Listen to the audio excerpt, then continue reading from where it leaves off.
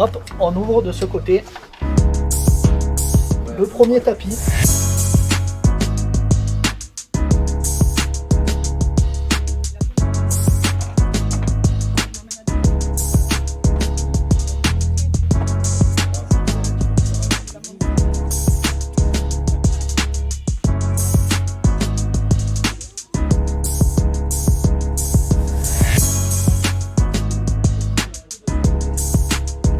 On sait que la plupart du temps, les SDF décèdent par rapport au froid l'hiver. Il y a quelques années, je faisais une maraude et j'ai parlé avec des personnes sans abri, les voisins du trottoir comme je les appelle, et ils m'ont dit mais on dort à même le sol avec des cartons, et le carton, une fois qu'il est humide, mouillé, il se désagrège, et en sachant que je suis pêcheur sous-marin, j'ai besoin en fait d'une combinaison de plongée.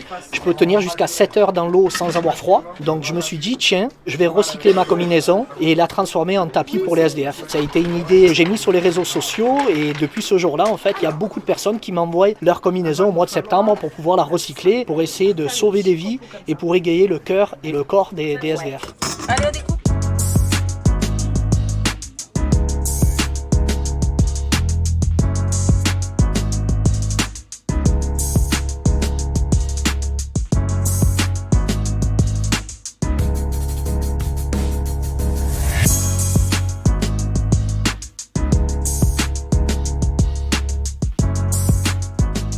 Les fixations de la combinaison vont resservir. C'est la sous-cutale. On passe ça entre les jambes et on vient l'accrocher ici. La combi elle le tient après. Là je dévisse, on va en mettre au bout et quand le tapis on l'a enroulé, clac, il vient se clipser et il reste bien en boule.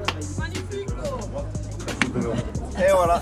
En temps normal, ces combinaisons-là sont jetées. Une combinaison de plongée, le néoprène, est très difficilement en fait recyclable. Là aujourd'hui, on sait que la combinaison est recyclée à 100%. Donc découpage des manches, découpage de la succutale, et après la capuche et la succutale se transforment en copeaux pour garnir les coussins de néoprène. Pour que ça devienne des coussins, on colle et on va coudre à l'extrémité avec 2 fentes d'ouverture pour laisser passer l'air, aérer le coussin. Et de ce côté-là, on va prendre du néoprène qu'on a découpé et on va le mettre à l'intérieur en fait du coussin, où on va entasser pour que ça crée en fait la forme du bras, pour que la personne puisse bien dormir agréablement et que ça soit un confort de plus pour lui. Hop, on ouvre de ce côté le premier tapis. L'année dernière, on avait fait 35 tapis. Ça fait quand même, mais ça fait très peu.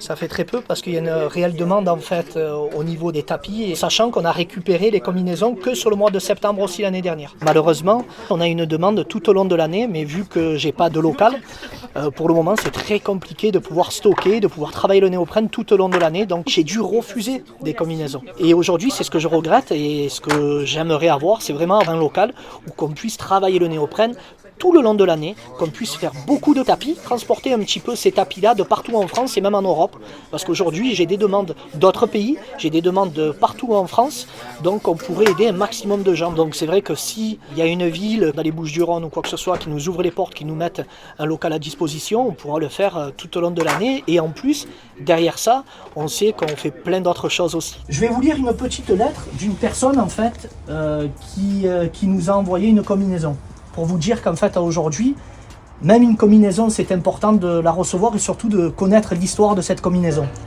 Je vais vous la lire. À Monsieur Ferreira, Mathieu et les pêcheurs du cœur.